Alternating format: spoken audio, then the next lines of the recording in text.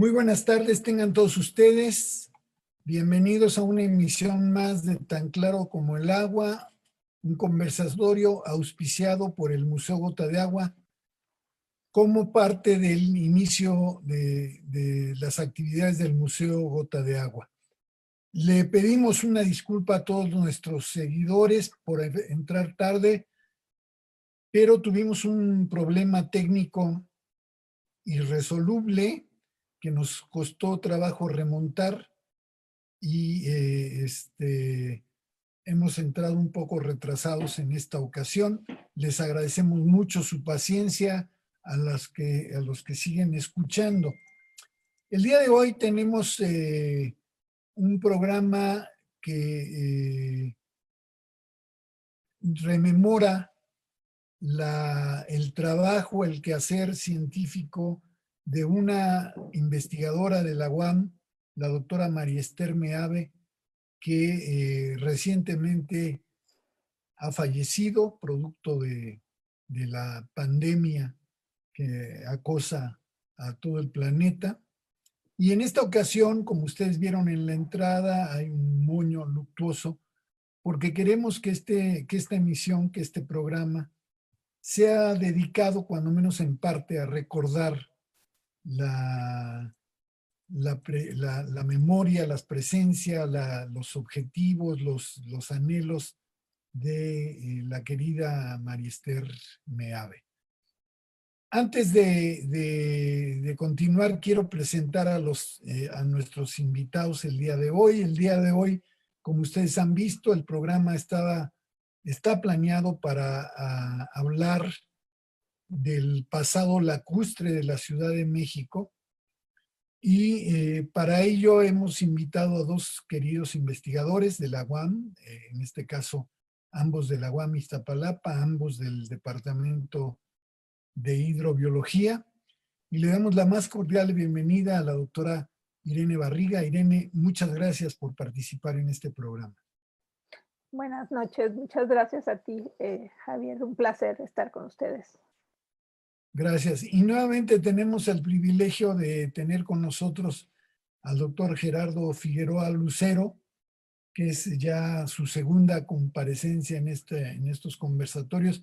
Gerardo, muchas gracias por tu gentileza de estar con nosotros. Tu micrófono, Gerardo. Al contrario, Javier, muchas gracias por la invitación. Gracias a ambos. Y bueno, a ambos y a toda nuestra audiencia los invitamos a ver un video que hemos preparado de la comparecencia que María Esther Meave tuvo con nosotros en emisiones pasadas. Aprovecho aquí para comentar que María Esther Meave, además de ser una investigadora de alto nivel, una profesora muy, muy destacada, era también una compañera muy, muy empática, muy asertiva y frecuentemente participaba con nosotros en todos los eventos de divulgación a los que la convocábamos. Ha sido muy penoso para nosotros esta noticia. Creo que María Esther, una persona muy querida en toda la comunidad. Y le pediría a nuestras compañeras Lilia y Lucy que por favor nos proyectaran el video que hemos preparado.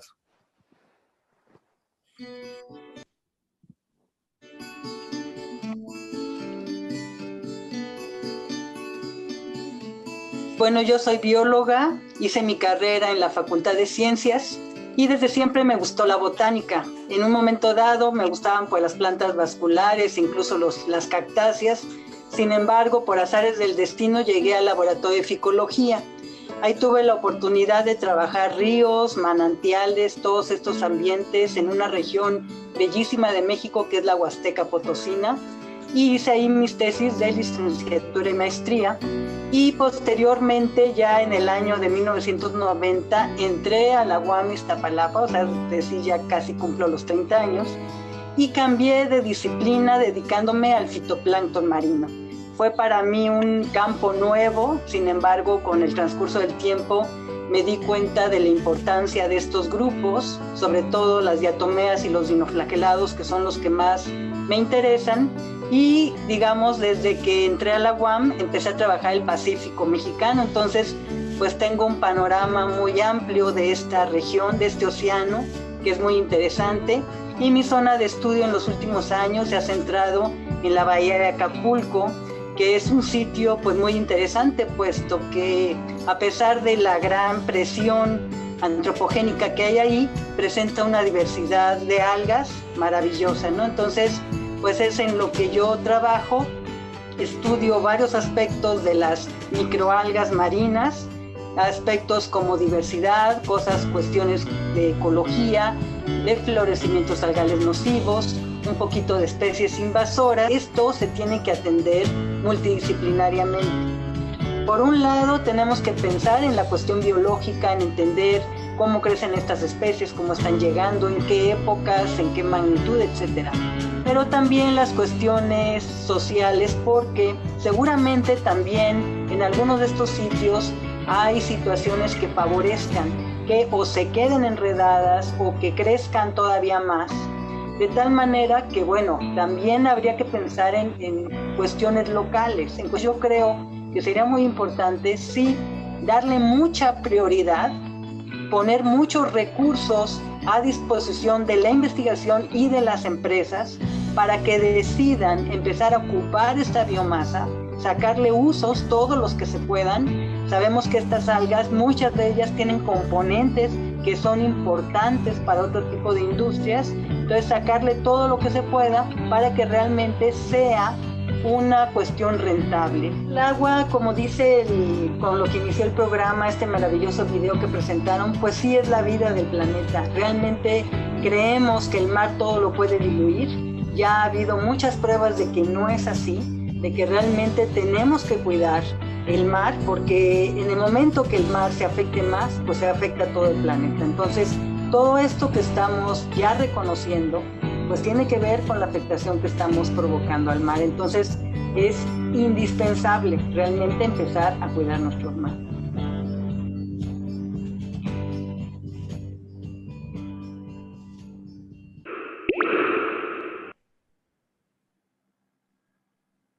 Bien, pues esta es nada más una muestra de el diario que tenía María Esther, de cuáles eran sus pasiones, sus objetivos. Una investigadora, repito, de muy alto nivel y tan capaz en la investigación básica como en la investigación aplicada, o sea, una investigadora que buscaba que el conocimiento que la ciencia genera se aplicara rápidamente en soluciones para beneficio de las comunidades, para beneficio del ambiente nacional, buscando soluciones a los graves problemas que nos aquejan. La universidad ha perdido una gran investigadora, una gran profesora, y nosotros hemos perdido una querida amiga. Descanse en paz, la vamos a recordar siempre con mucho cariño. Y aprovecho aquí para mencionar que también en esta semana trágica hemos padecido la pérdida del doctor Héctor González Cerezo, que es uno de los profesores que iniciaron la UAM y que también ha fallecido en esta misma semana, hace unos cuantos días. Fue tan rápida y sorpresiva su partida que no nos ha dado tiempo de preparar ninguna remembranza, que seguramente haremos más adelante. Pero bueno, recordaremos a nuestros compañeros con cariño, con afecto, y en el caso de ambos, pero particularmente en el caso de María Esther, la recordaremos con mucho cariño y celebraremos siempre que la recordemos una vida productiva, una vida plena, una vida digna, que dejó a todos los que tuvimos el privilegio de tener contacto con ella, nos ha dejado un enriquecimiento muy importante. Recordemos siempre a la doctora María Esther Meave. Dicho lo anterior, vamos a continuar con esta emisión. Les decía yo que esta emisión está dedicada a platicar sobre el pasado lacustre de la Ciudad de México, y para ello invitamos a dos investigadores de un perfil realmente excepcional.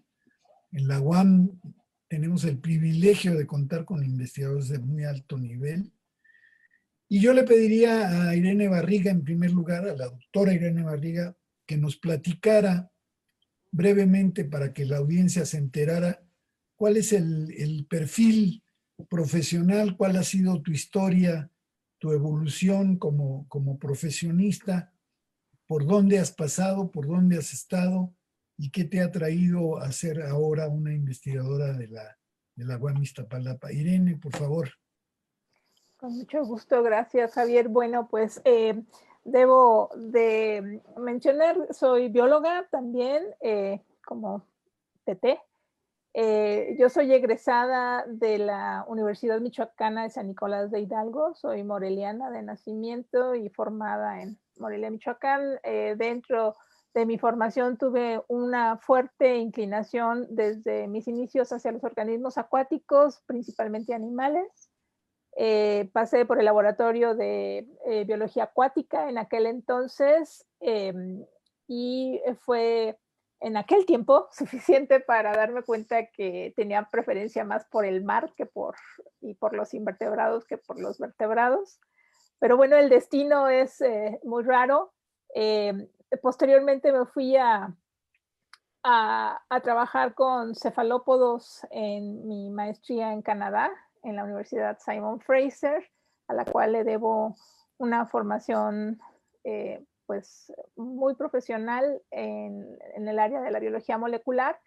Y también estuve trabajando en la costa del Atlántico canadiense, en la Universidad Dalhousie, por un año como técnico de laboratorio con cefalópodos también, con calamares.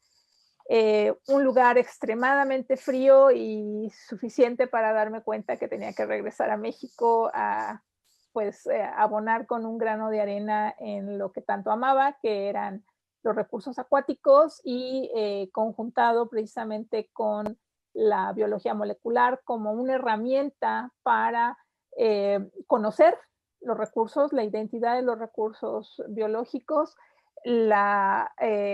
dar una orientación hacia el manejo y explotación de los recursos, puesto que sin tener una clara identidad de qué es lo que se tiene, esa fue siempre mi visión. Si no sabemos qué es lo que tenemos, difícilmente podremos explotarlos asertivamente y manejarlos adecuadamente.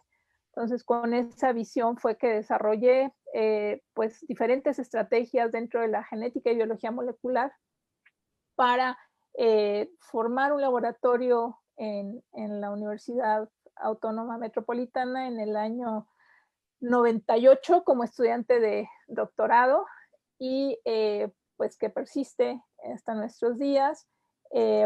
Ahí se han formado una gran cantidad de alumnos de licenciatura y posgrado, trabajando precisamente con organismos acuáticos, algunos con vertebrados terrestres, debido a que era el único espacio en aquellos tiempos para trabajar con estas herramientas.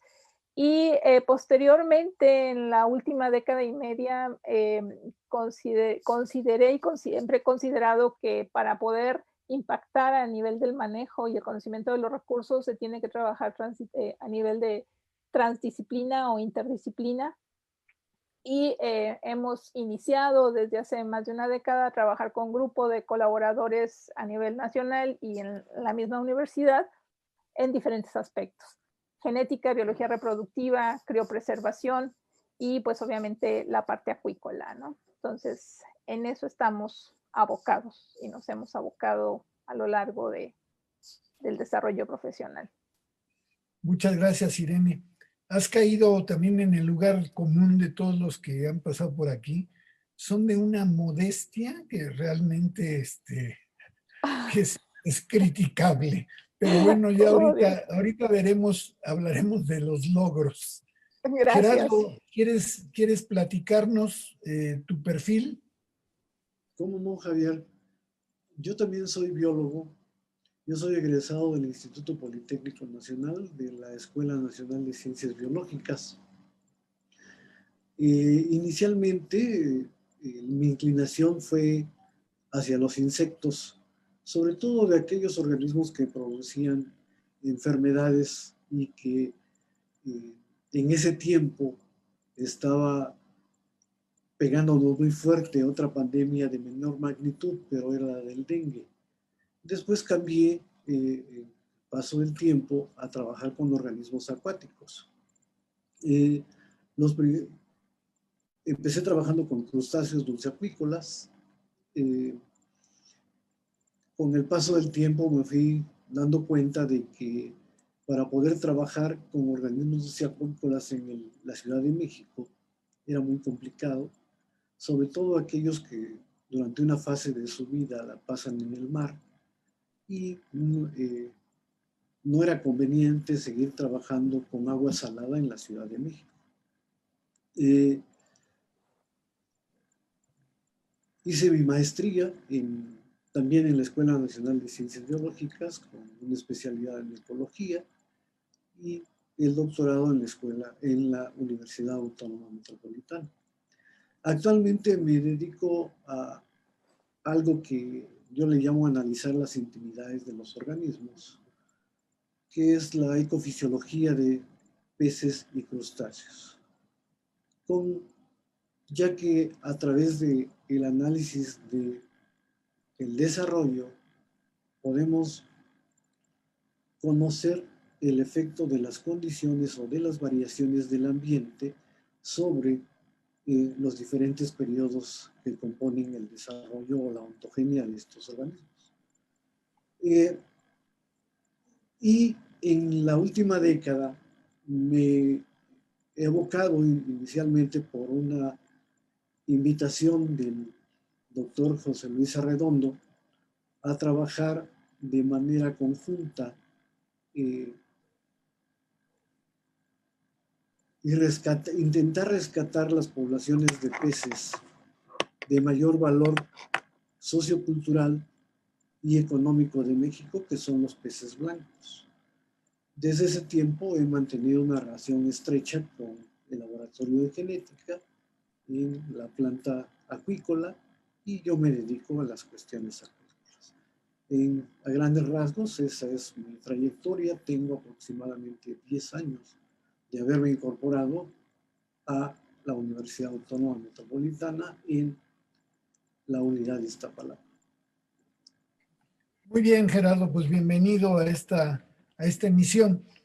Habíamos platicado anteriormente que la emisión del día de hoy se iba a llamar El pasado lacustre de la Ciudad de México, porque queríamos recordar cómo es que este paraíso a una gran altura existía y existía con una población que sabía convivir con los ambientes acuáticos, ¿no? Que eran uno con la población indígena que habitaba este valle, tenían una relación muy productiva con su entorno y particularmente con su entorno acuático. Cambiando un poco el orden de participación, si estás de acuerdo, Irene, yo le pediría a Gerardo que nos hiciera un breve bosquejo de cómo este paraíso que era el Valle de México se fue convirtiendo en este muladar que hoy es la Ciudad de México. Claro que Gerardo se resiste a llamarlo muladar y lo llama mar de asfalto, pero en realidad comparado con un sistema de lagos y esta maravillosa cosa que existía, pues lo que hoy tenemos es una tragedia ecológica, ¿no? Entonces cuéntanos a grandes rasgos, y te lo pregunto porque sé que lo sabes muy bien, cuéntale a la audiencia cómo es que la ciudad se fue transformando. Aprovecho para decirle a quienes nos escuchan que estamos recibiendo sus comentarios y sus preguntas y que les pedimos que los hagan lo más pronto posible en la transmisión, porque ya nos ha pasado con alguna frecuencia que se cierra la transmisión y no podemos desahogar todos los comentarios y preguntas. Entonces, a quienes nos escuchen, de una vez les pedimos que intervengan, que nos pregunten, que nos comenten, que nos hagan observaciones. Gerardo, ¿cómo fue esta catástrofe ecológica que hoy vivimos? Ya, uno de los aspectos interesantes de la Cuenca de México es de que pues es un sitio que está atrapado entre las montañas del eje volcánico central. La Cuenca de México tiene una historia particular. La cuenca es todavía el centro cultural, político, económico, social de México. Y también es la sede del mayor complejo urbano del mundo. Incluso considerando a la cuenca como una megalópolis, es relativamente más grande que la ciudad de París, en el que se ha hecho notorio un fenómeno de concentración urbana, tal vez el mayor de los países del tercer mundo. Entonces, el viejo Tenochtitlan, lo que llamaban la capital de la náhuatl, aquella ciudad colonial de los palacios que fue admirada por Alexander von Humboldt, pues hoy, y que incluso Cortés le llamó la Venecia,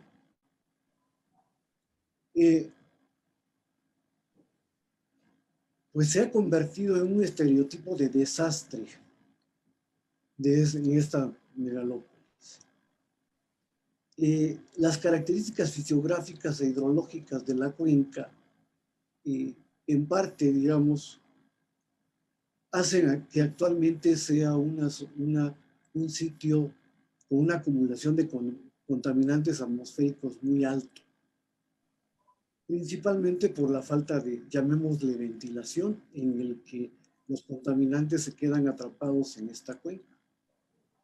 Esta cuenca pues se encuentra rodeada en tres de sus lados por una sucesión de montañas, por el lado y sierras pues de más de 3.500 metros de altitud, el Ajusco hacia el sur, la Sierra Nevada hacia el oriente, la Sierra de las Cruces en el poniente, que también tiene una historia particular respecto a la independencia, y hacia el norte se encuentra limitada pues por unas sierras un poco de menor elevación, que en términos generales hablaríamos de Santa Catarina.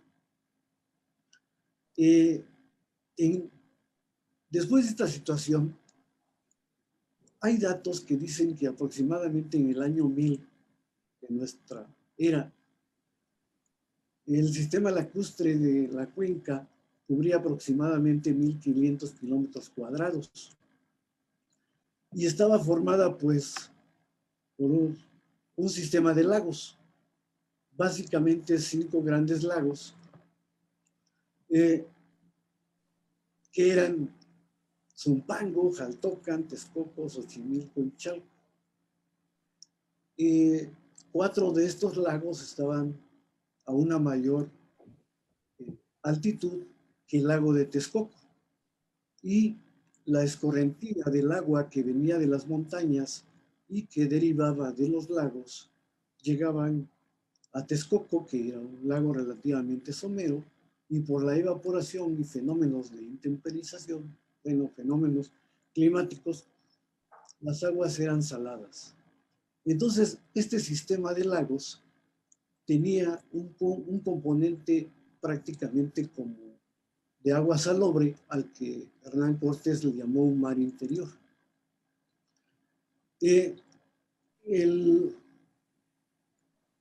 Esta cuenca, digamos, si hacemos referencia no solo al agua, sino a la comunidad vegetal que existe, o los tipos de vegetación existentes, pues era muy variada. Había desde bosques de oyamel en la parte alta hasta una vegetación halófita en la parte baja, que era Texcoco.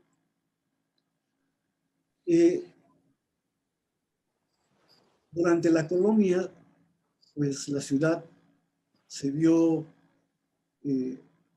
obligada en parte a eliminar las aguas. La ciudad se inundaba previo al establecimiento del trazo urbano de los españoles. Se empezaron a secar los lagos, el sistema agrícola de gran productividad, que era el sistema chinampero, pues fue eliminado, digamos, como un efecto inicial.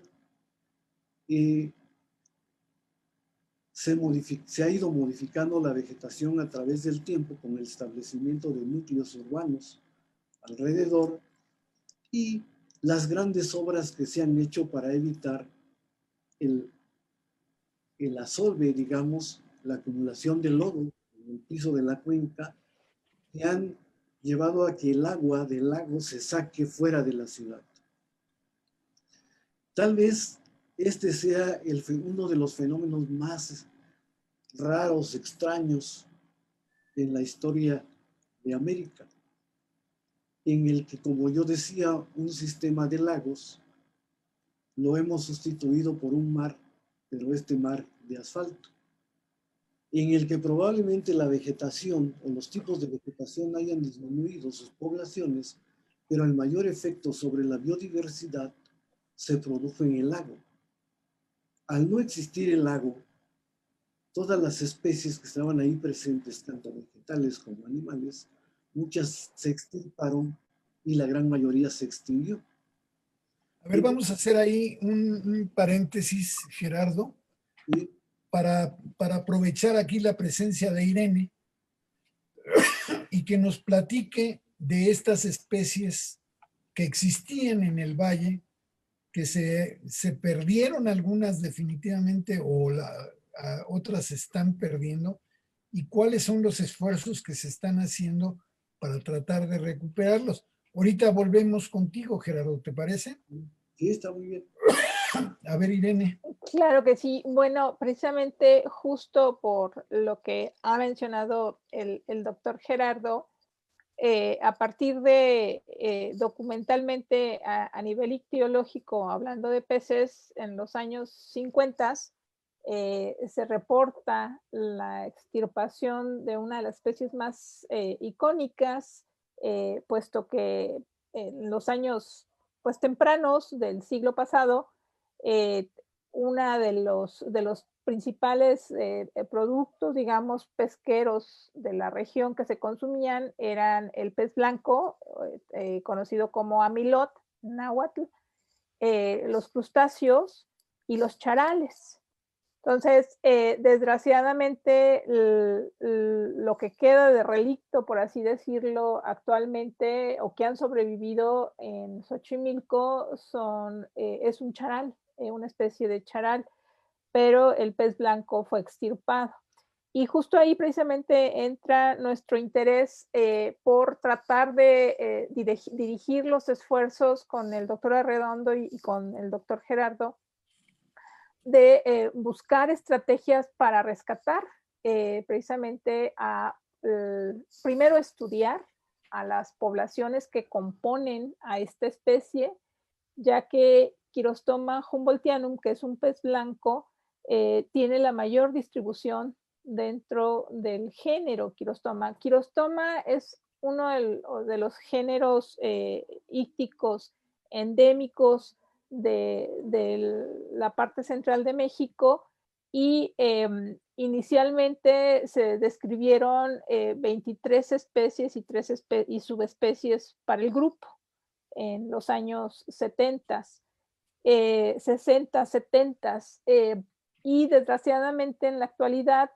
se han ido pues extirpando poblaciones, extinguiendo de hecho especies. Hay una especie que está extinta, se me fue ahorita el nombre, charari, Quirostoma charari, del río Grande de Morelia, de ahí en Michoacán. Y precisamente uno de los objetivos de nuestros estudios era conocer la composición genética del grupo, de este gran grupo, y a partir de ahí tomar decisiones hacia dónde orientar los esfuerzos pues de mayor especificidad posteriormente, ¿no? Entonces, los estudios pioneros que hicimos en los años 90 nos indicaban que el esfuerzo tenía que ser dirigido a Humboldtianum, por ser un tamaño de un pez blanco o un pez de tamaño relativamente, que alcanzaba tallas relativamente grandes, hasta de 25, 30 centímetros, similares a las tallas pequeñas del pez blanco de Pátzcuaro. Los peces blancos son o se ubicaban o se encontraban, son especies simpátricas de los lagos de Pátzcuaro y de Chapala, pero pues desgraciadamente también por las características que conocemos de deterioro de estos cuerpos de agua, estas especies han ido mermando en sus densidades y actualmente pues sus números son muy drásticos. Entonces, debido precisamente a que están cerca de ser extintas estas especies, nosotros nos dirigimos a estudiar a Quirostoma humboldtianum. Y Quirostoma humboldtianum tiene una distribución que va desde lo que fue la gran cuenca de la Náhuac hasta la parte sur del estado de Nayarit, en San Pedro Lagunillas. Entonces hicimos un estudio que involucró la recolecta de la especie a lo largo de su distribución, y encontramos cosas muy, muy interesantes a nivel genético que indicaban o nos indicaron que cada población de las estudiadas tenía un acervo mitogenómico de genoma mitocondrial único, y pues que todas tenían que ser de alguna manera conservadas, todas las poblaciones. Y Pero explícanos un poco más eso.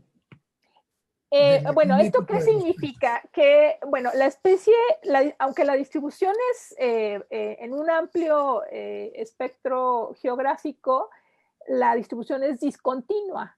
¿Qué quiere decir esto? Que se encuentran aisladas en cuerpos de agua cerrados, presas y lagos cerrados, y que no existe conectividad actual o en los últimos medio millón de años que permita el flujo génico entre ellas, o el flujo de peces a través de ríos que interconectaran estos cuerpos de agua.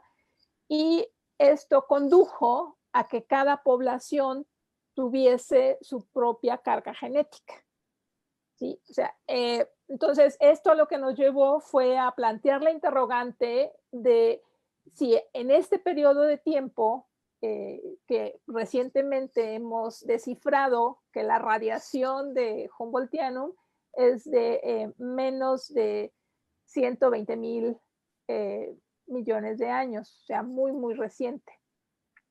Y, perdón, 120,000 años, perdón, no millones, 20,000 años.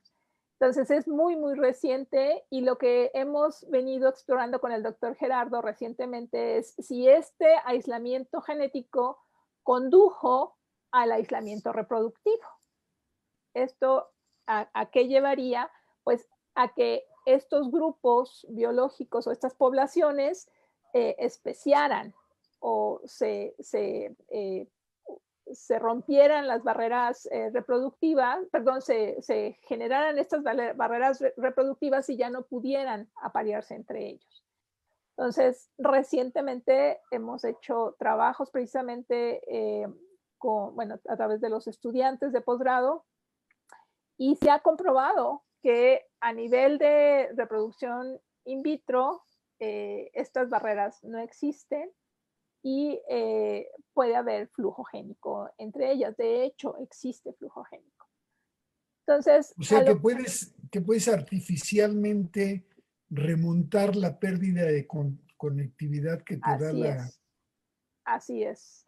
Entonces, Bueno, eso vamos a preguntarle a Gerardo cómo impactó en ese fenómeno, cómo impactó la pérdida de los cuerpos acuáticos en el Valle de México, ¿no? Y ahorita regresamos contigo, déjanos hacer la digestión de este concepto que nos has dicho de 120,000 años, muy reciente. No. Muy, muy reciente. Entonces, Bueno, para los que no somos, no tenemos esta formación, así se nos hace como que son muchos años, ¿no? Pero bueno, Gerardo, platícanos, ¿cómo que esta conectividad genética, digamos, fue impactada por la pérdida de los cuerpos acuáticos en el Valle de México? Bueno, el impacto principal es de que la mayoría de las especies, tanto de peces, anfibios y crustáceos, muchos de ellos se extinguieron, es decir, desaparecieron para siempre. Como menciona Irene, el hecho de que estas poblaciones estén distribuidas a lo largo del altiplano mexicano, bueno, eso es una ventaja. Pero de esos relictos del sistema de lagos, pues solamente queda en mayor medida Xochimilco, en parte ciertos cuerpos de agua en Tláhuac, pero las especies ya no están. El caso, digamos, de análisis más espectacular es de que una especie de estos aterinópsidos sobrevive en Xochimilco, con poblaciones muy bajas, pero los que estudian las cuestiones de toxicidad han encontrado que esta especie tiene una capacidad de desintoxicación muy alta y que pueda vivir en condiciones donde otras especies no podrían.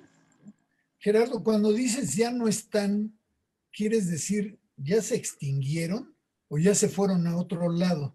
No, las que estaban aquí desaparecieron. Ya se extinguieron. Ya se extinguieron. ¿Cómo sabemos de su existencia?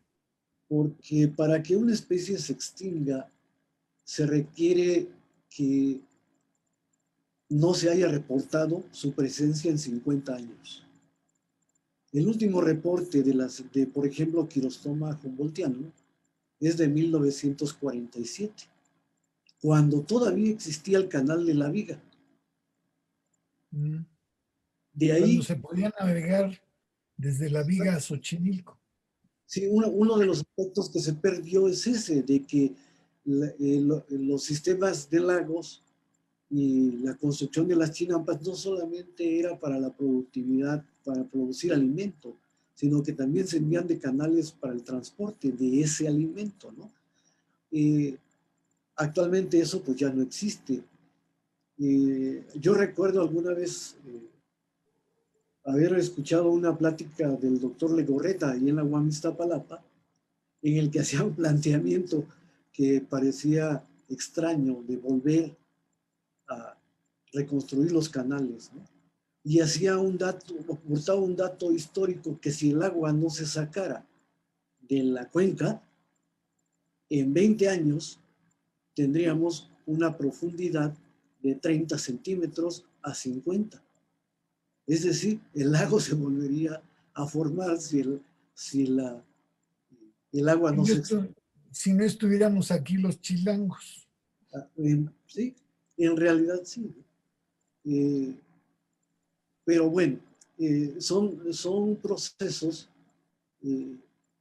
antropogénicos que se desarrollan en sitios pues, particulares, ¿no?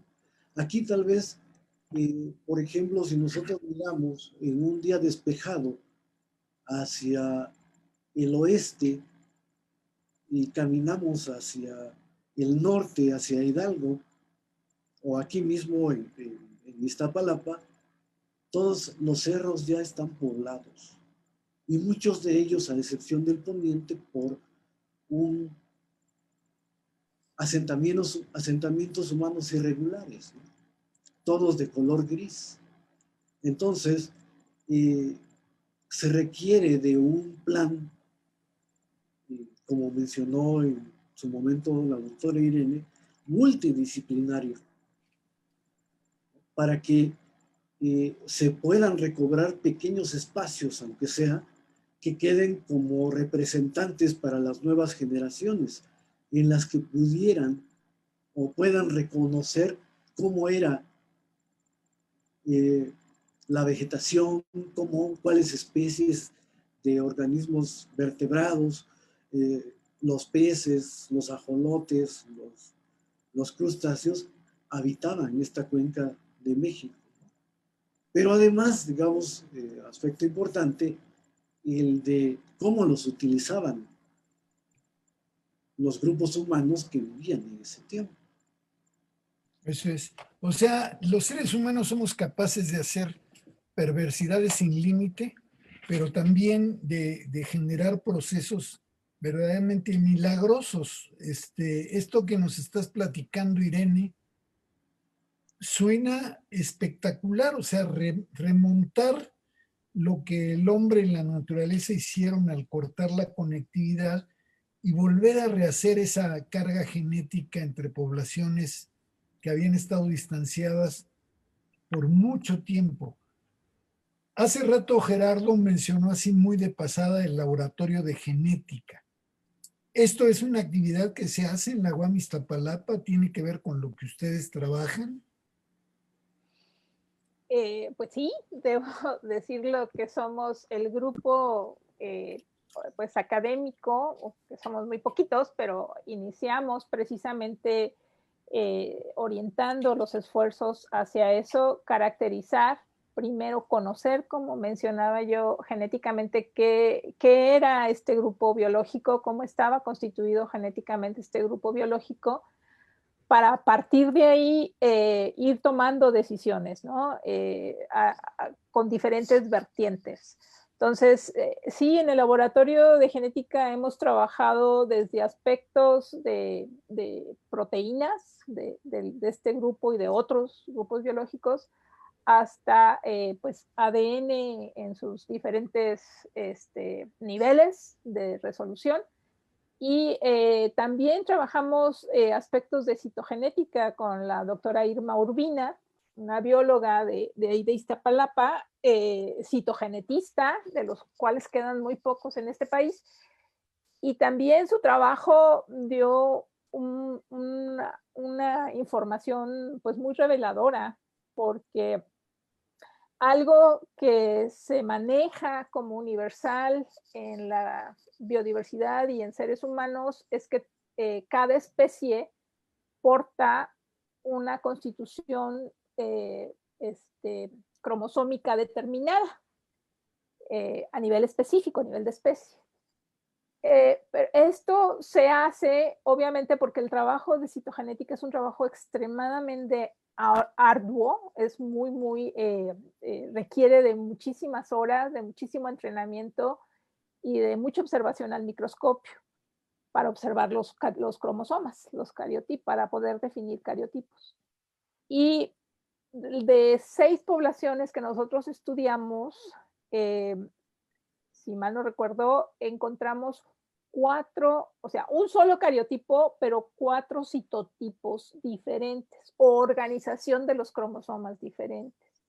Entonces, esto pues también es algo innovador, muy interesante, porque nos habla de que al interior del género pues hay no nada más una dinámica muy flexible de fenotípica o del fenotipo, sino también genética, que es muy probablemente lo que le permite esta gran flexibilidad fenotípica y de adaptación a los ambientes, ¿no? Porque lo mencionaba el doctor Gerardo, o sea, el hecho de que algunas de estas especies del género toleren salinidades muy altas que se relacionan con su ancestro común, pues muy probablemente está relacionado con esto, ¿no? Con esta plasticidad genética que tiene. Entonces, sí han venido o se han resuelto aspectos muy, muy interesantes dentro del grupo, y muy recientemente hemos incursionado precisamente en la genómica. Sin embargo, pues desgraciadamente para hacer todo este tipo de estudios pues se requiere de presupuesto fuerte, y las especies endémicas, si no son icónicas como pudiera ser un mamífero, la vaquita marina, o una ballena, una tortuga, pues difícilmente se voltea a invertirle recursos a estas especies, ¿no?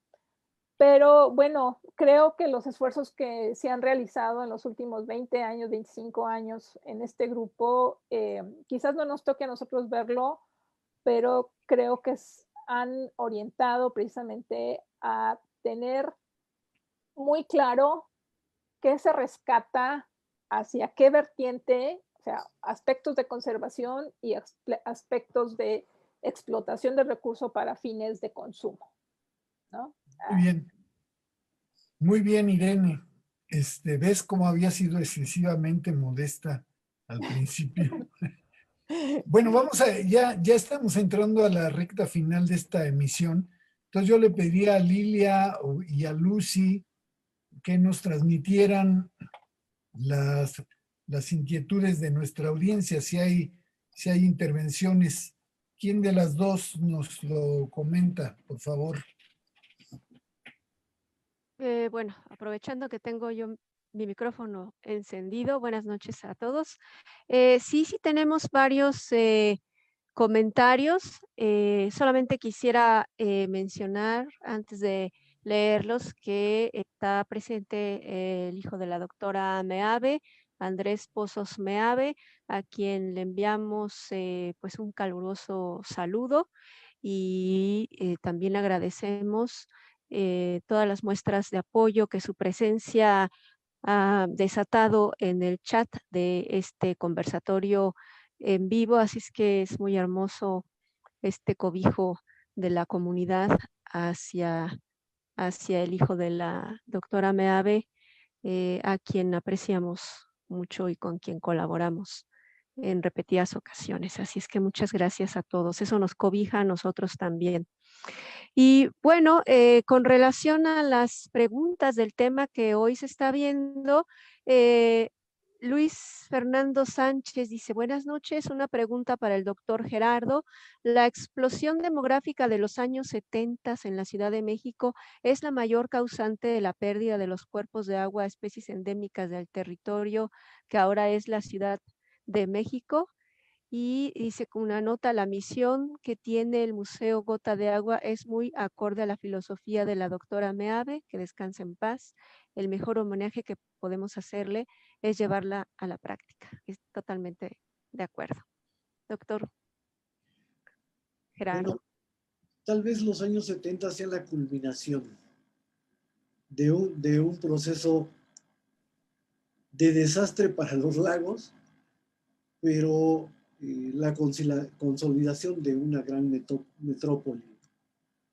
El cambio en el uso del agua se inició desde el plan de trazo después de la conquista.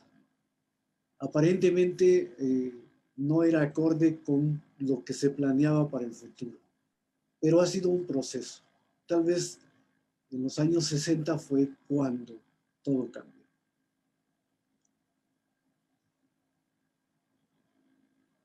Gracias, Gerardo. Lucy. Sí, tenemos otra pregunta de Jocelyn Karina. En relación a las especies que se mencionó que se encontraban presentes en Tláhuac, si ya no existen, ¿por qué aún hay gran presencia de aves que se alimentan de estos organismos?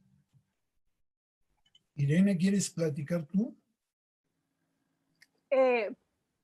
Perdón, pues afortunadamente en Xochimilco todavía tenemos la visita de aves migratorias, precisamente que vienen desde Canadá, si no estoy equivocada. Y precisamente pues hay crustáceos, hay larvas de peces, larvas de insectos, y el charal, Jordani, pues es alimento de un buen número de especies, ¿no? Entonces, los otros lagos que creo que están un poco más contaminados, los otros cuerpos de agua que aún están con un poco de luz, pues de igual manera hay fauna de invertebrados que sirve de alimento para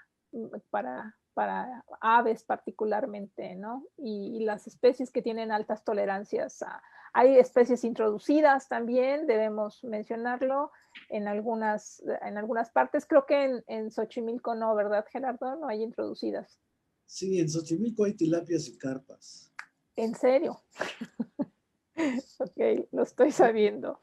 No, con respecto a la pregunta, no se nos olvide que el centro de México, llamémosle, era un centro de descanso. Los lagos servían como un centro de descanso para la migración, tanto en sentido latitudinal, de norte a sur y de este a oeste, ¿no? Se ha reportado, por ejemplo, en los lagos artificiales de Nabor Carrillo y el lago Menor, la presencia de aves marinas. Muchos de estos consumen alimentos, por ejemplo, anfípodos, isópodos o otro tipo de insectos en diferentes fases del desarrollo que no necesariamente son peces, ¿no? Otro pez que, por ejemplo, se nos olvida mencionar que también se considera importante, pues es un godeido que se conoce como mezcatlipe. Entonces, son, llamémosle, especies como relicto que todavía están ahí. Muy bien. Lilia, tu micrófono. No se oye. ¿Ahí me escucho? Ahí. Bueno, la doctora Patricia Ramírez Romero, le enviamos un saludo, doctora Ramírez. Dice, Irene, Gerardo, gracias por compartir información tan interesante. Y no Saludos veo, a Pati Ramírez. Lucy, no sé si tú ves algún otro comentario, alguna otra pregunta. Más bien hay saludos de Sandy Espinosa, que saluda a la doctora Irene y al doctor Figueroa. Y también Fidelia Robles, que nos saluda desde Oaxaca.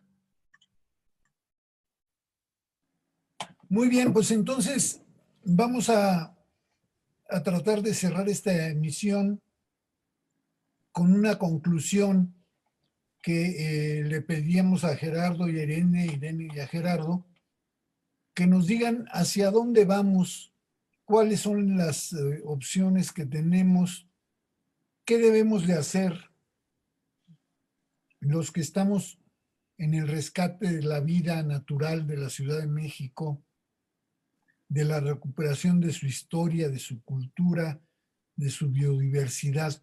¿Hacia dónde debemos ir? Un mensaje de salida más o menos breve. Y si quieres empezamos contigo, Irene. Sí, claro que sí. Pues de hecho quisiera aprovechar, Javier, para mencionar que tenemos ya casi una década trabajando en lo que es el Banco de Germoplasma de Recursos Genéticos Acuáticos, el cual es una iniciativa pues tanto institucional, pero deriva de una iniciativa federal. Dicho banco en Tepatitlán, Jalisco, y la de organismos acuáticos está en el CICESE en Baja California. Y de hecho, el primer semen resguardado de una especie endémica, bueno, del grupo de trabajo con el que nosotros estudiamos, que es Quirostoma humboldtianum, ya se encuentra preservada en este banco.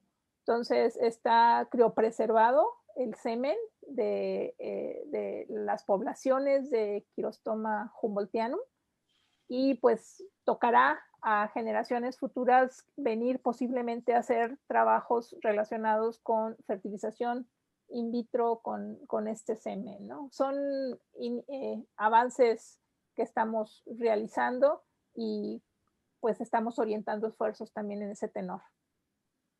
Muchas gracias, Irene. Gerardo, un comentario de salida de esta emisión, por favor.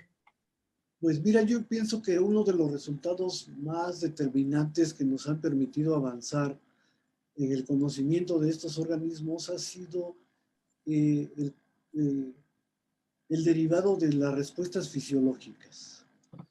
Esto nos ha permitido hacer fertilizaciones in vitro y para lo cual ya contamos con una biotecnología específica.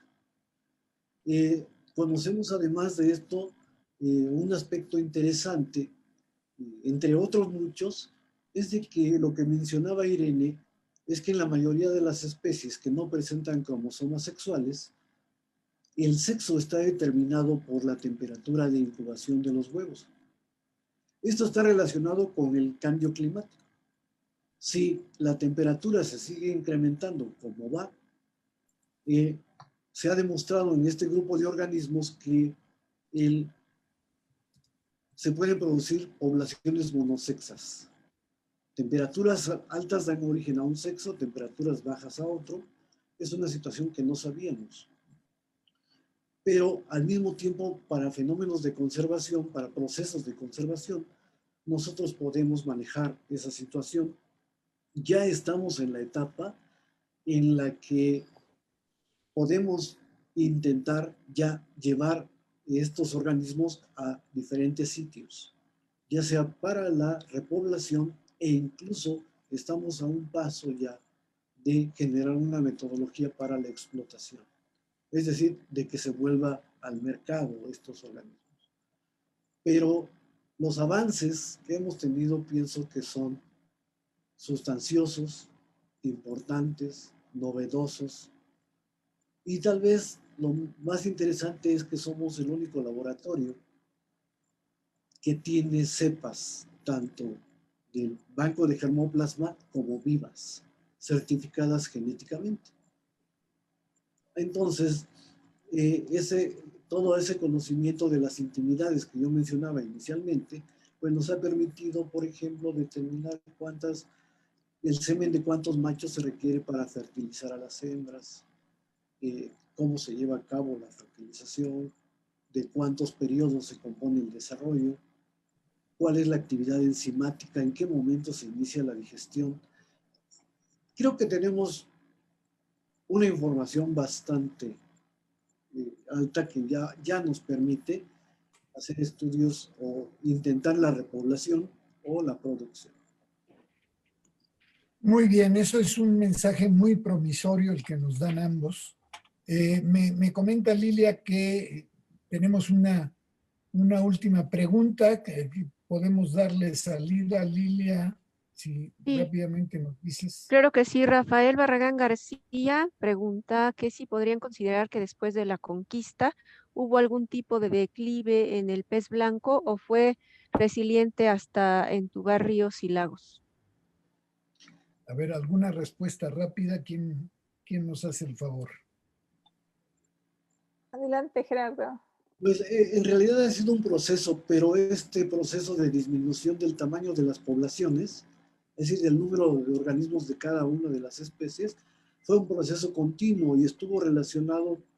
No olvidemos que se hacen cálculos de la población humana que estaba en la cuenca de México y en algunos casos llegan hasta 1,5 millones de personas o en otros hasta 3. Entonces el uso de los recursos siempre ha estado asociado no solo a la desaparición de las especies que no son Homo sapiens, pero también el abatimiento de estos recursos también han sido la explicación, por ejemplo, de la desaparición de los teotihuacanos, de los mayas, además de otras enfermedades, ¿no? Pero sí, la disminución está asociada al incremento del tamaño de la población humana, a las estructuras urbanas, a la sobrepesca y sobre todo a la contaminación. Pero lo más importante es la extracción de agua.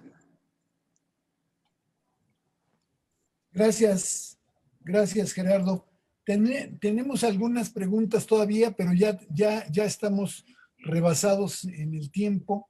Las haremos llegar a nuestros participantes. Así llegamos al final de esta emisión. Les queremos agradecer encarecidamente a Irene, a Gerardo, por esta conversación que realmente ha sido muy ilustradora, que realmente ha sido muy motivante y muy promisoria de lo que puede pasar en este paraíso perdido que a lo mejor podemos recuperar en una de esas. Muchísimas gracias, Irene. Muchísimas gracias, Gerardo. Para nosotros es una gran satisfacción que ustedes estén colaborando con nosotros y queremos que se sientan ustedes parte de la construcción del Museo Gota de Agua, que sientan que es un instrumento que ustedes pueden usar para divulgar, difundir sus hallazgos en el laboratorio y sus visiones de este fenómeno que hoy platicamos ampliamente. Muchísimas gracias a la audiencia. Recordamos que este ha sido una emisión especial donde hemos hecho alguna forma de exaltación de la vida científica y del trabajo de nuestra querida María Esther Meave, que nos ha dejado prematuramente, pero que recordaremos siempre con mucho cariño. Gracias Lucy Miguel, gracias Lilia Naya, gracias a todos los que nos han escuchado y recuerden que esta ha sido la última emisión de este año y regresaremos con conversatorios el año entrante. Estén pendientes, vamos a mantener el horario de transmisión y ustedes ya conocen las direcciones de correo electrónico para que si nos quieren sugerir temas, participantes, formatos, estamos abiertos a escuchar sus sugerencias. Tengan todos muy buenas noches, sean felices en estos días, cuídense mucho y nos veremos el próximo año. Muchas gracias. Muchas gracias, Javier. Buenas noches.